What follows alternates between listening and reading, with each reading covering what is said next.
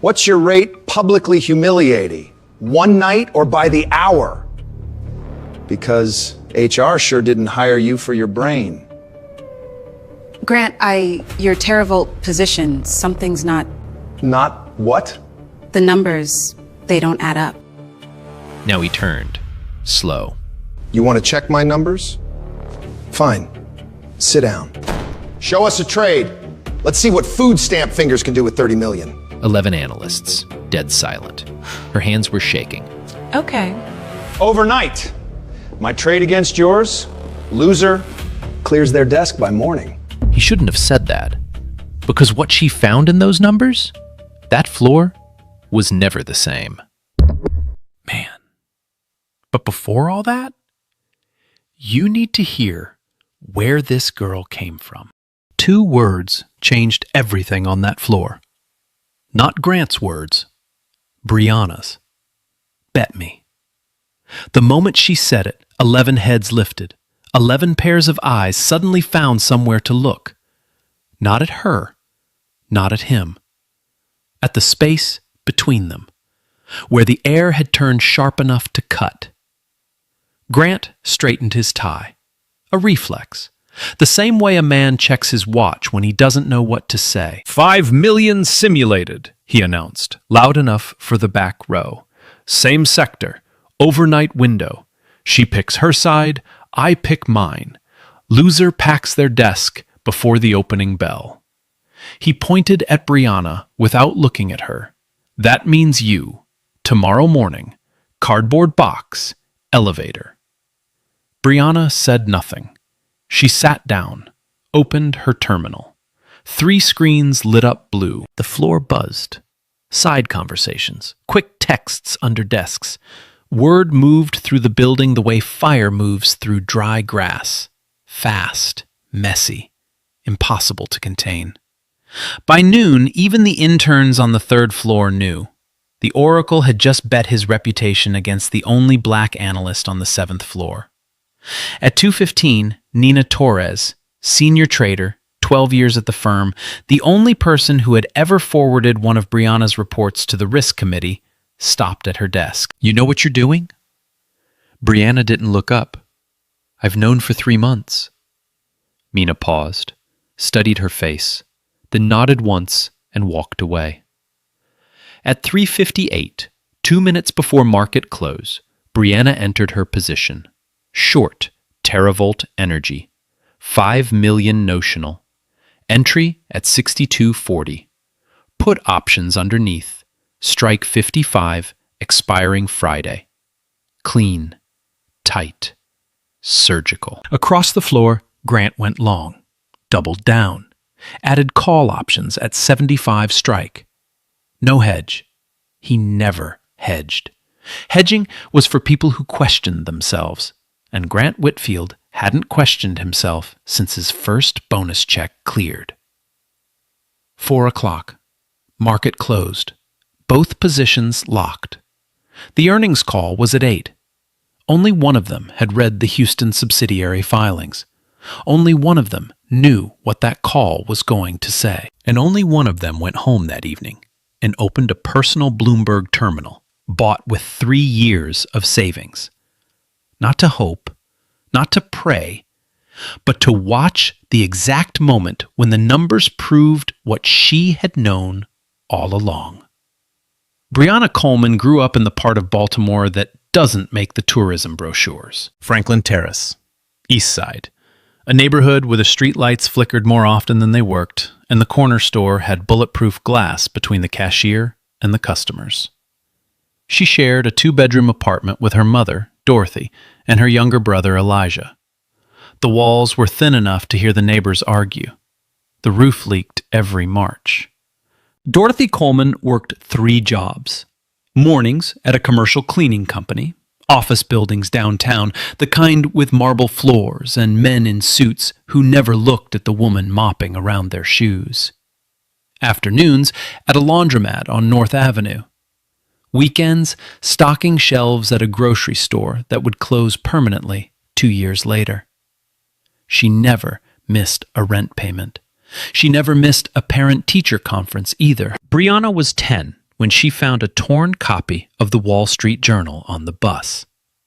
Someone had left it on the seat, crumpled, coffee-stained, half the pages missing. She read the part that was left. She didn't understand most of it, but she understood enough to realize that numbers, the right numbers, read the right way, could move more money in a day than her mother earned in a year. She asked her school librarian for more. The librarian gave her a book on basic economics. Brianna finished it in 4 days and came back asking for another. By 14, she was tracking stock prices in a spiral notebook. By 16, she had built a paper portfolio that outperformed the S&P 500 by 11% over 2 years.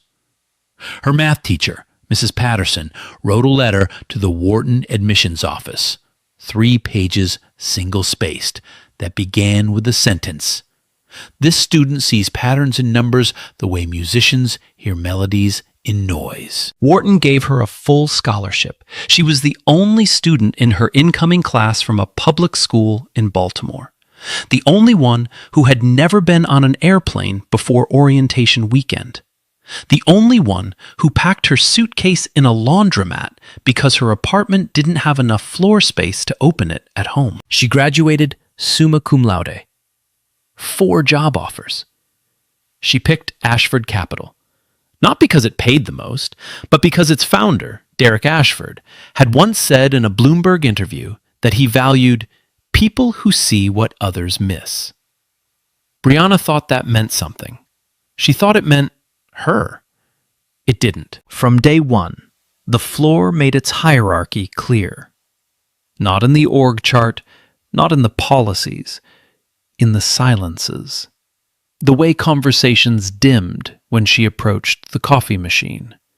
The way people shifted their chairs half an inch when she sat down at the conference table. The way her ideas got a polite nod in meetings and then appeared, reworded, repackaged, in someone else's presentation the following week. And then there was Grant. Grant didn't do subtle. He removed her from email chains and told her it was a system glitch. He assigned her data entry while the other junior analysts built models. When she flagged a risk in a biotech position that later cratered, Grant presented the finding to the CIO as his own. 3 people in the room knew. None of them said a word. The worst part wasn't the theft. It was the framing. Grant had a way of making his cruelty sound reasonable. She's still learning. She needs more seasoning. I'm trying to protect her from embarrassing herself. Each sentence designed to sound like mentorship. Each one a lock on a door she hadn't been allowed to open. She documented everything, not out of paranoia, out of habit. Dorothy Coleman had taught her children a rule before they could ride a bike. When people with power tell you nothing happened, you better have proof that it did. So Brianna kept records, emails forwarded to her personal account, screenshots of reports she authored that appeared later under other names, a spreadsheet, color-coded, date-stamped, of every idea she had brought to the table and where it ended up. 14 months. 43 documented incidents. But she didn't file a complaint. She didn't confront anyone. She did something more dangerous. She got better. Every night after the floor cleared, Brianna stayed late. Not performing for cameras, not trying to impress, working. Building a quantitative model that cross-referenced SEC filings, insider transactions, revenue patterns, and supply chain data across 9 sectors. She backtested it against 8 years of market history. She refined it. She broke it. She rebuilt it. She broke it again. By month 11, the model was producing signals that outperformed Ashford Capital's own quant desk by 600 basis points. She told no one. She kept it on her personal laptop. She waited. Not for permission, not for recognition, for the right moment.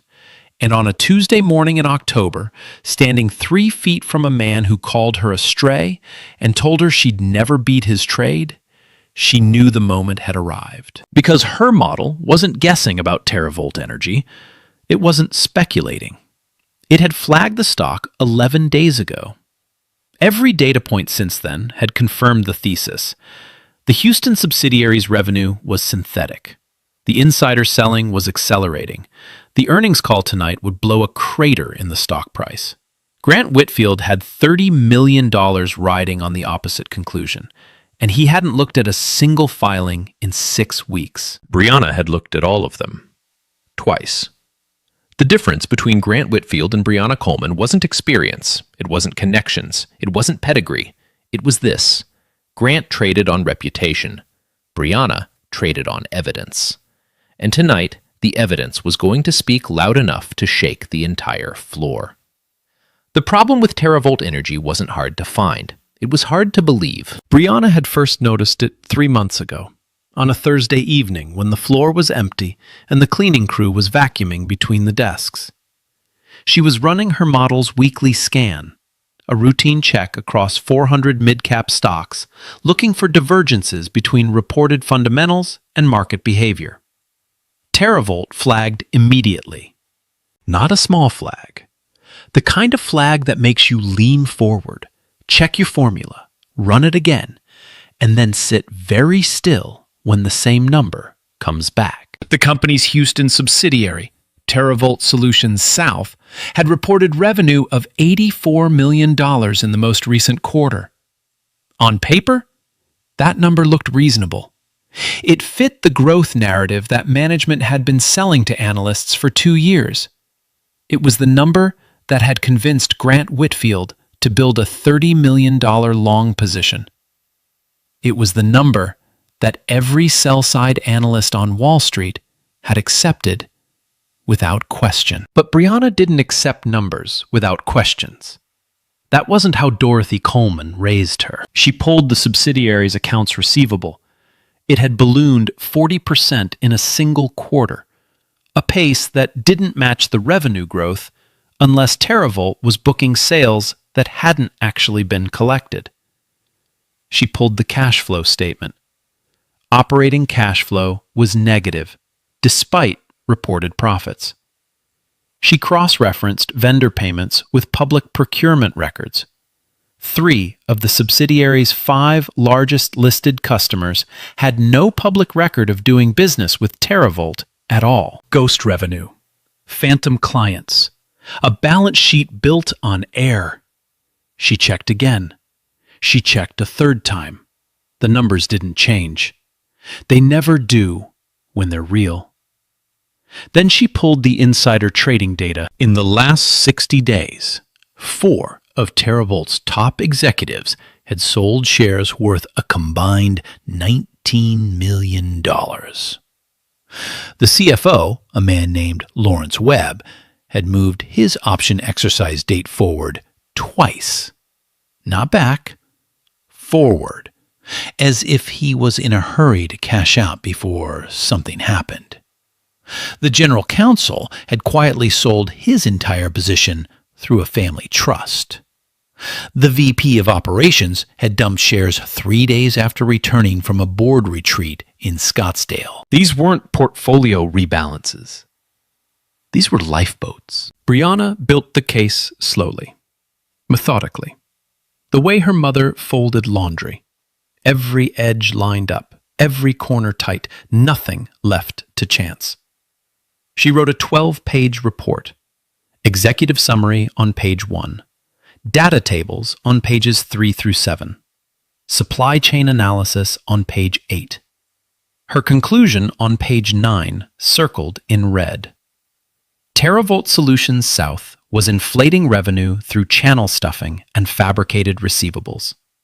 The stock was overvalued by at least 40%. When the truth surfaced, and it would, because earnings calls have a way of dragging truth into daylight, the price would collapse. She printed 1 copy, walked it to the risk committee meeting on a Monday morning. 4 people at the table. Philip Stanton, head of risk, 20 years at the firm, a man who avoided conflict the way some people avoid highway merges. Grant Whitfield, leaning back with his arms folded. 2 junior risk officers who hadn't spoken in a meeting since their first week. Brianna presented for 6 minutes. She walked through the receivables anomaly, the cash flow mismatch, the insider selling pattern. She showed the chart. 4 executives, 19 million in sales, 60 days. She laid the report on the table and waited. Grant didn't wait. "I'm sorry. Are we seriously entertaining this?" He looked around the table. Not at Brianna. Never at Brianna. "She's been here a little over a year. I've been in energy markets since she was in middle school. Teravolt hits 80 by quarter end. That's not a guess. That's 18 years of pattern recognition." Philip Stanton picked up the report, flipped to page 9, read the circled number, put the report down. "Grant's track record speaks for itself," he said carefully. "The way a man speaks when he knows someone is probably right but isn't willing to pay the social cost of saying so. We'll keep an eye on it." Keep an eye on it. 4 words that meant, we see your work, we believe your data, and we are going to do absolutely nothing about it. Brianna gathered her pages. She didn't argue. She didn't appeal. She had watched her mother get dismissed by landlords, by school administrators, by men who signed her paychecks and never learned her last name. Dorothy never begged twice. Neither would Brianna.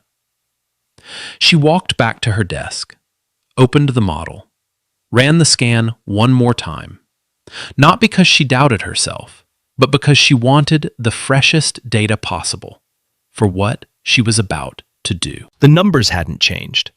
The insider selling had actually increased since Friday. Teravolt was a bomb with a visible timer. And the only person on this floor who could hear it ticking was the one person everyone had decided not to listen to. That evening, Brianna did something she had never done at Ashford Capital. She stayed past midnight. Not working on the model. It was finished. She was writing something else. A trade plan.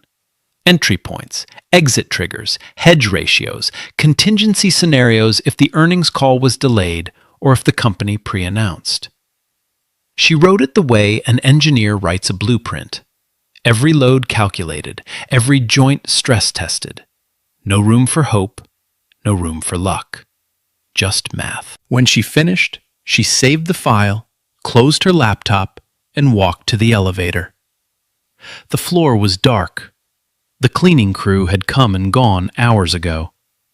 Her footsteps echoed in the silence. She pressed the lobby button and stared at her reflection in the elevator doors. Tomorrow, Grant Whitfield would make the biggest bet of his career against a woman he considered furniture.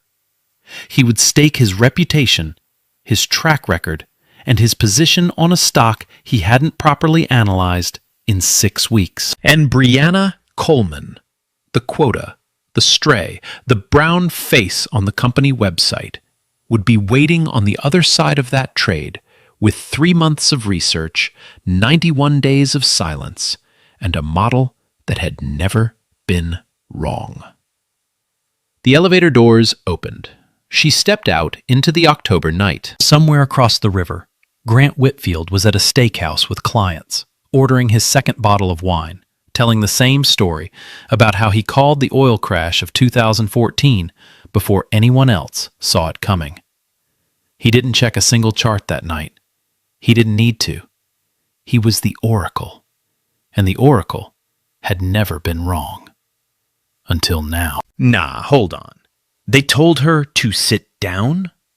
She had the receipts, ghost revenue, insiders dumping stock, and they said, "We'll keep an eye on it"? Imagine building a case for 3 months and getting patted on the head. I'd be done. She went back to her desk. Tuesday, market open. Brianna arrived at 5:45. The floor was dark. She didn't turn on the overhead lights. She didn't need them. 3 monitors was enough. She opened her model one last time. Not to verify. She had verified it 19 times in the past 11 days. She opened it to breathe. To sit with the numbers the way a pilot sits with the instruments before takeoff. Not checking. Trusting. Teravolt energy. Ticker TRVT. Last close 62.80. Her model's fair value estimate $31. A 51% downside, and the earnings call was tonight. She reviewed her trade plan. Short 5 million notional at market open. Entry target 62.40. Put options. Strike 55, expiring Friday. As a hedge in case the earnings call was delayed or the company tried to get ahead of the news with a pre-announcement. Total risk budget. She could afford a 12% move against her before the puts kicked in. The probability of that happening, according to her model, less than 4%. 96% confidence. 3 months of data. 91 days of silence. She closed the file and waited for the bell. At 7:15, the floor began to fill. Analysts arrived in clusters, coffee cups, laptop bags, the low hum of morning small talk. But today, the hum was different. Charged. Everyone knew about the bet. Nobody talked about anything else. 2 traders from the fixed income desk on the 6th floor came upstairs just to grab coffee. They didn't drink any. They stood near the kitchen, eyes moving between Grant's corner and Brianna's desk like spectators waiting for the first pitch. Grant arrived at 7:30, earlier than usual. He walked in wearing a new tie, navy with silver stripes, the kind of tie a man wears when he expects to be photographed. He stopped at the center of the floor, looked around, found Brianna at her desk. "Still here?" He said it loud enough for the row to hear. "Thought you might have come to your senses overnight." Brianna didn't turn around. "I came to make a trade." "Yeah, your last one." He laughed. A few analysts joined in, fewer than yesterday. At 9:28, 2 minutes before market open, Brianna placed her hands on the keyboard. She had rehearsed this entry 6 times on paper. She knew the exact sequence, the order type, the limit price, the option chain. 9:30. The bell rang. Brianna entered the trade in 11 seconds. Short teravolt, 5 million notional.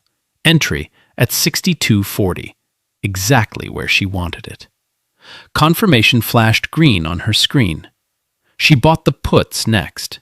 Strike 55. Expiration Friday. Premium $42,000. A small price for insurance she didn't think she'd need. She sat back, exhaled. It was done. Across the floor, Grant made his entrance into the position like a man spiking a football in the end zone. Long teravolt. 5 million. Entry at 62.40. The same price, the opposite direction. Then he added call options. Strike 75. Expiration in 2 weeks.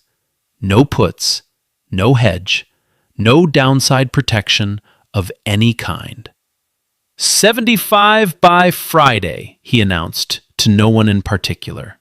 She's going to 80. I can taste it. He turned to the analysts near him. Who wants to go to dinner when this thing prints? First round's on the diversity program. More laughter. But this time, Brianna noticed something. Nina Torres, sitting 4 desks away, didn't laugh. She was watching Grant's position on her own screen, and her face had the expression of someone watching a man walk confidently toward a cliff edge in the dark. The morning drifted. Markets moved sideways. Teravolt traded flat. 62.30, 62.50, 62.40 again. No movement. No news. The kind of calm that makes inexperienced traders bored and experienced traders nervous. Grant wasn't nervous. At 11, he ordered lunch to his desk, lobster roll from the place on Greenwich Street. He ate it while reviewing unrelated positions, occasionally glancing at TeraVolt's price with the satisfaction of a man watching a pot that he was certain would boil on schedule. At 1:30, he took a personal call and laughed loud enough to turn heads 3 rows away. At 2, he forwarded a Bloomberg article about energy sector tailwinds to the entire team with a one-word comment. Exactly. Nobody forwarded anything to Brianna. At 12:15, Nina walked to Brianna's desk. She didn't sit down. She leaned against the partition, arms crossed, facing away from Grant's side of the floor. "His position is naked," Nina said quietly. "I know.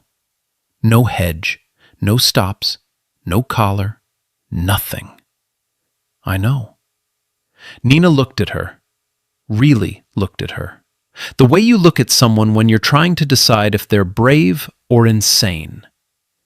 "You've done the work on this?" 3 months. "And the model?" "Back-tested 8 years. Hit rate on earnings-driven moves, 89%. TeraVolt specifically, flagged 11 days ago. Every signal since then has confirmed." Nina nodded slowly. "The earnings call is at 8. "I know. And you're sure?"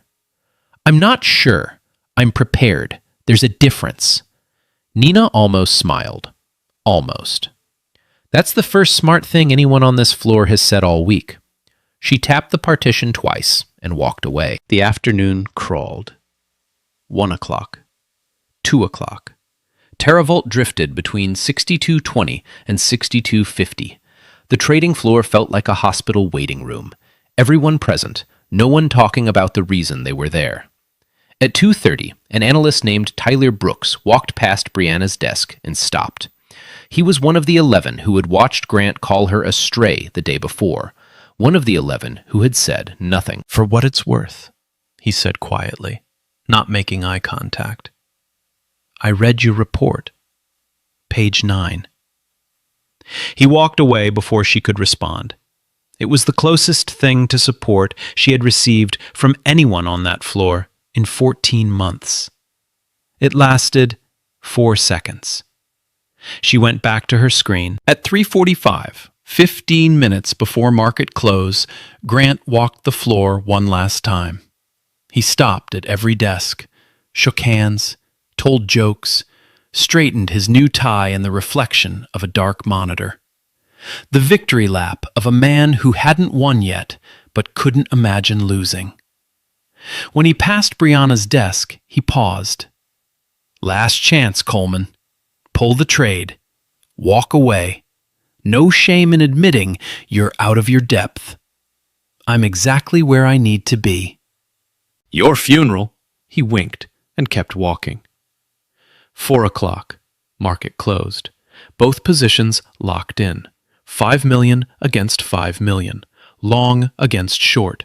Reputation against research. Ego against math.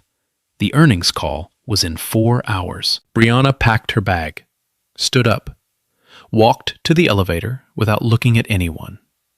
She went home, took a shower, changed into a sweatshirt that had belonged to her mother, faded blue, frayed at the cuffs, the kind of thing you keep not because it's useful, but because it reminds you who you are when the world is trying to tell you you're someone else. She made a bowl of rice and black beans, the same meal Dorothy used to make on nights when money was tight and tomorrow was uncertain.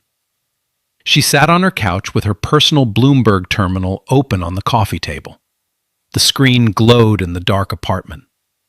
TeraVolt's after-hours price sat motionless at 62.40. At 7:55, she set her phone face down on the cushion beside her. At 7:58, she picked it up. Put it down again. At 7:59, she picked it up one more time. At 8 o'clock, The TerraVault Energy earnings call began.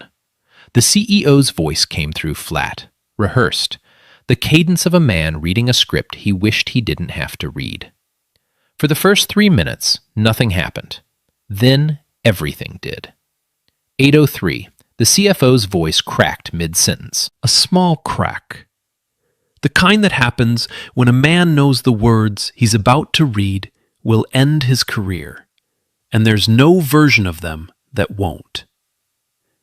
We are revising our full-year revenue guidance downward.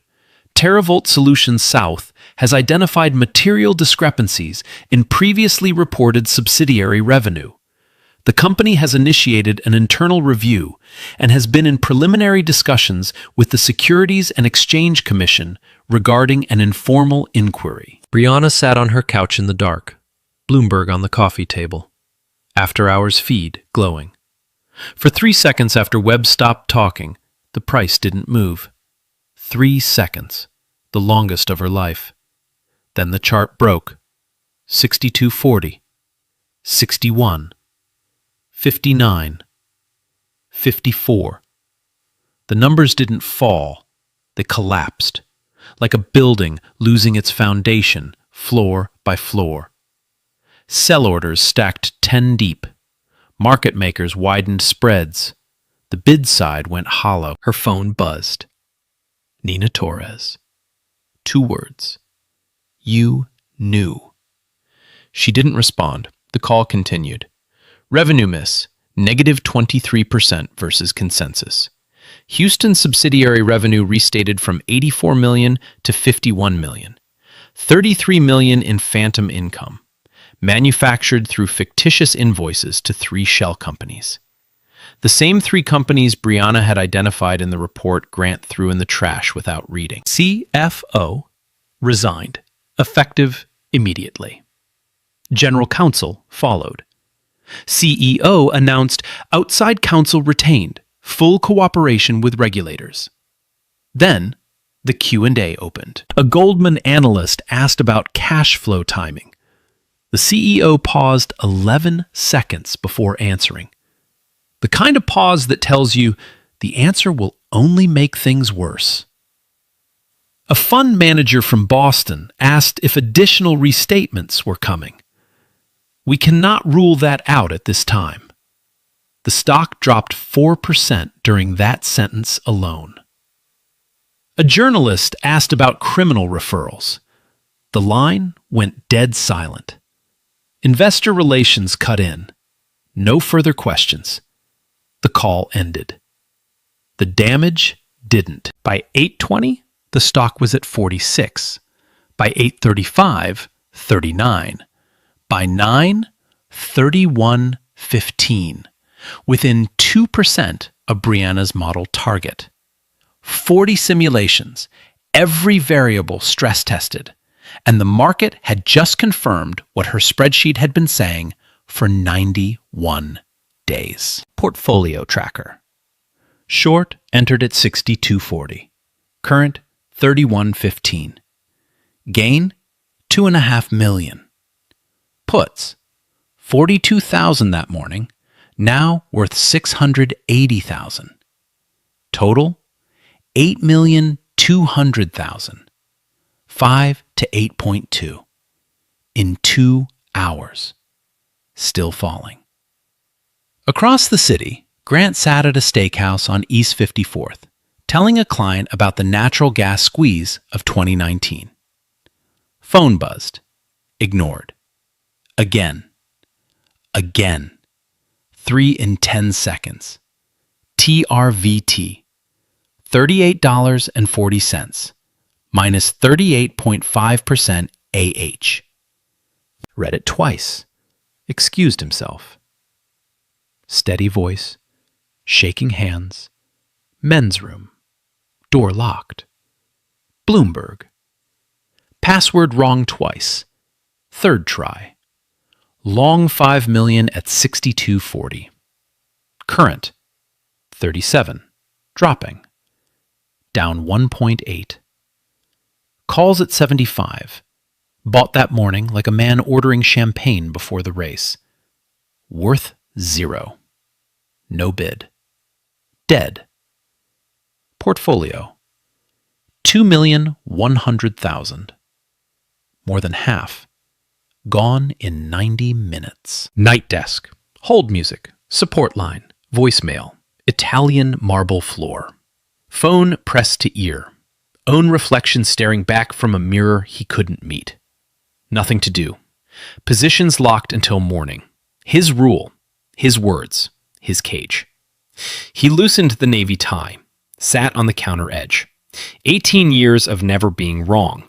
And the first time it happened because of the person he had publicly and repeatedly called furniture. 14 minutes in that bathroom. Client gone when he came out. Check on the table. Unpaid. In the car home, the driver tried small talk. Grant didn't answer. He sat in the back with his phone tilted away from the rearview mirror so the driver couldn't see the screen. Teravolt at 33. Then 31. Then 2980. Each notification buzzed against his palm like a small electric shock. He thought about turning the phone off. He couldn't. It was like watching your house burn. You can't help, but you can't look away either. Every dollar down was a year of reputation burning. Every tick was a word he'd said to Brianna coming back in a voice he couldn't mute. Stray. Shelter dog. Quota. Bloodline. Ceiling. The words didn't sound the same at 2980. They sounded like evidence. At 10:30, CNBC broke the story. Accounting irregularities. Potential fraud. 3 analysts downgraded to strong sell. A 4th suspended coverage. Finance Twitter exploded. A popular account posted, Teravolt just became a case study. Someone is going to prison. 12,000 retweets by midnight. Reddit's Wall Street Bets had a thread, TRVT, next Enron? On the front page within an hour. Screenshots of the after-hours chart spread everywhere. That sickening vertical drop. The kind of chart that makes traders nauseous, even when it isn't their money. It was Grant's money. Simulated or not, it was his name, his call, his 18-year record. Spotless until tonight. 11:15. Teravolt at 27 flat. Brianna's portfolio. 10,200,000. Doubled. 5 to 10. 3 hours 15 minutes. The man who called her a shelter dog was down 60% on the same stock, same night, opposite side of the same trade. She opened Nina's text. 2 words back. Page 9. Phone down. Mother's sweatshirt pulled tight. Manhattan skyline through the window. Same one she first saw from a Greyhound 4 years ago, next to a suitcase packed in a laundromat. No celebration. No calls. Dark apartment. Perfect stillness. Midnight. Grant in his Greenwich living room. Lights off. Laptop glow. Refreshing every 30 seconds. 12:30. His wife came down in a bathrobe. Stood in the doorway. Grant? What happened? Nothing. Go back to bed. She didn't move. You've been down here for 2 hours. I said it's fine. His voice was harder than he meant it to be. She flinched, went upstairs. He heard the bedroom door close. He stared at the laptop screen. The stock was at 26 and change now. He had lost another 100,000 since the last time he checked, 4 minutes ago. At 1 a.m., he searched Teravolt SEC investigation. 14 articles in 3 hours. 2 mentioned Ashford Capital. 1 quoted an unnamed source. A senior portfolio manager at the firm had been aggressively long the stock. He knew who that unnamed source was. Everybody would know by morning. 2 a.m. Laptop closed, not because the bleeding stopped, because he couldn't watch anymore. He sat in the dark for another hour. One question on loop, a question he had never needed to ask in 18 years. What happens when the thing you built your entire identity around turns out to be wrong? What's left? He didn't find an answer. He didn't sleep either. 4:30. Brianna's alarm. 3 hours of rest. Enough. Shower. Charcoal blazer. Consignment store. First month at the firm. Nicest thing she owned. She looked at herself in the bathroom mirror. Same face. Same eyes. But something behind them had shifted overnight. Not arrogance. Certainty. The quiet kind that doesn't need to announce itself. Subway.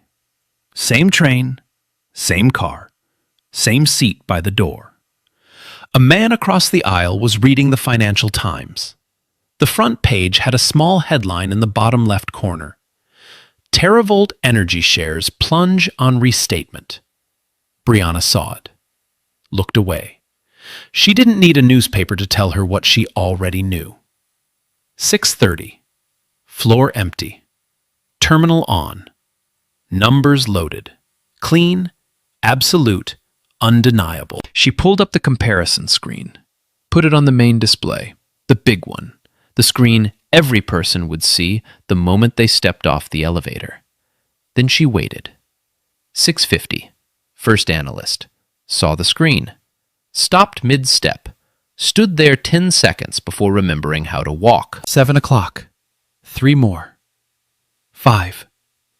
10. A half circle formed behind her desk. Silent. Reading. Processing. Tyler Brooks covered his mouth, the same mouth that had whispered page 9 to her yesterday and nothing else for 14 months. A woman from Risk whispered, "Oh my God," and turned away. 2 analysts from the 6th floor appeared, the ones who came for coffee yesterday. Today, they didn't pretend. They stood at the edge and stared. Nina Torres arrived at 7:10. Screen. Brianna. No words. She pulled a chair 2 desks away, sat down, crossed her arms, and waited for the elevator. 7:15. The chime. Grant Whitfield stepped onto the floor. Yesterday's shirt. No tie. Eyes that hadn't slept. He walked 4 steps before the screen caught him. His feet stopped before his brain did. 23 people, standing still, not breathing. Grant stared at the numbers for 8 seconds. Nobody counted. Everybody remembered. He looked at Brianna. She was already looking at him. Not with anger, not with triumph. With the steady gaze of a woman who had said everything she needed to say in a 12-page report 3 months ago, and had just let the market finish her sentence. He looked at the 11 analysts, the ones who laughed, the ones who looked away, the ones who said nothing for 14 months while he called a woman astray and told her that her mother's bloodline was her ceiling. Nobody moved. Grant opened his mouth, closed it. He didn't speak. The numbers had already said everything there was to say. 7:18. 3 minutes after Grant stepped off the elevator, nobody had moved, nobody had spoken. The trading floor of Ashford Capital was holding a silence so complete you could hear the air conditioning cycling through the vents. Then the elevator chimed again. Derek Ashford stepped out. The CEO of Ashford Capital was not a loud man. He didn't wear flashy ties. He didn't tell war stories. He was 61 years old, 6'3", and he moved through rooms the way weather systems move across a radar. Slowly, visibly, with the understanding that everything in his path would adjust. He had been monitoring both positions since yesterday afternoon. Compliance had sent him real-time updates. He had watched the earnings call from his home office in Tribeca.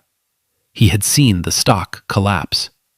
He had seen the numbers on both sides of the bet, and he had made a decision before his driver picked him up at 6:45 this morning. He walked to the center of the floor, stopped, looked at the comparison screen, read the numbers, then turned to face the room. Everyone, here, now. It wasn't a request. Chairs rolled, feet shuffled. Within 60 seconds, every person on the 7th floor, analysts, traders, risk officers, even the 2 visitors from the 6th floor, stood in a rough semicircle around the main display. Derek looked at Brianna first. "Miss Coleman, stand up, please." Brianna stood. Charcoal blazer, steady hands, the same posture she had held in the risk committee meeting when Philip Stanton told her they would keep an eye on it. 3 months ago, Derek said, Ms. Coleman submitted a 12-page report identifying material discrepancies in TerraVolt Energy's Houston subsidiary. The report documented inflated receivables, fictitious vendor relationships, and accelerating insider selling. It recommended a short position. He paused, let the words settle. That report was dismissed by this team. It was not escalated. It was not acted upon. And it was right. He turned to the screen. Last night, Ms. Coleman's simulated short position turned $5 million into $10,200,000. In the same window, a long position held by a senior member of this team lost approximately $3 million. He didn't say Grant's name. He didn't need to. The question I'm asking myself this morning is not who won a bet. It's why a 14-month analyst had to fight to be heard on a floor that claims to value rigorous analysis. The room was silent. Effective today, Brianna Coleman is promoted to senior analyst. She will report directly to the chief investment officer. Her research process, the model, the methodology, the framework she built on her own time with her own resources will be reviewed for integration into our firm-wide risk assessment. He turned to Grant. Grant stood at the edge of the semicircle, arms at his sides, yesterday's shirt wrinkled at the collar. He looked like a man standing in a courtroom, waiting for a sentence he already knew. Mr. Whitfield, your conduct over the past 14 months has been documented, not by HR, by Ms. Coleman. 43 incidents, emails removed from distribution lists, research credited to other team members, language used on this floor that has no place in any professional environment, or any environment at all. Grant's jaw tightened. He opened his mouth to speak. Derek raised one hand, palm flat, the way you stop traffic. The numbers spoke last night. There is nothing left to argue. HR will meet with you at 9. Grant closed his mouth. His eyes moved across the room, searching for an ally, a dissenter, someone who might speak up for 18 years of returns and say that one bad trade didn't erase a career. Nobody moved. Nobody would. Because it wasn't one bad trade. It was 14 months of cruelty, enabled by 14 months of silence. And everyone in that room knew it. They had known it yesterday. They had known it last week. They had known it the first time Grant called Brianna a diversity hire, and the room laughed instead of stopping. They just hadn't been willing to pay the cost of saying so, until the cost of staying silent became higher. Nina Torres was the first to move. She stood up from her chair, slowly, deliberately, and began to clap. Not fast, not performative. A steady, measured rhythm that cut through the silence like a heartbeat. Tyler Brooks joined. Then the woman from Risk. then 3 more, then the entire floor. Brianna stood in the middle of it. She didn't smile. She didn't cry. She pressed her lips together and nodded once, the way her mother nodded when something hard was finally finished. Not celebration, acknowledgement. Grant turned and walked to his desk. He opened his drawer, took out a framed photograph, his wife and 2 sons on a boat, placed it in a cardboard box that someone from facilities had left by his chair sometime before 7. He packed in silence. Nobody offered to help. Nobody said goodbye. At 8:55, he picked up the box, walked to the elevator, pressed the button, waited. The doors opened. He stepped in, turned around. For 1 second, less than a second, his eyes found Brianna across the floor. She was already back at her desk, working. 3 screens lit up blue. She didn't look up. The doors closed. By noon, 3 headhunters had contacted Brianna. 2 from competing hedge funds, 1 from a sovereign wealth fund in Abu Dhabi. By end of day, the compliance investigation had turned up something else. 4 trades over the past 14 months where Grant had presented Brianna's original analysis as his own to the CIO. The email trails were clear. The timestamps were undeniable. What Grant had called mentorship was documented, cataloged theft. At 6:15, Brianna called her mother. Dorothy Coleman was between shifts. She had 20 minutes before she had to leave for the laundromat. Brianna told her everything. The bet, the earnings call, the promotion, the cardboard box. Dorothy was quiet for a long time.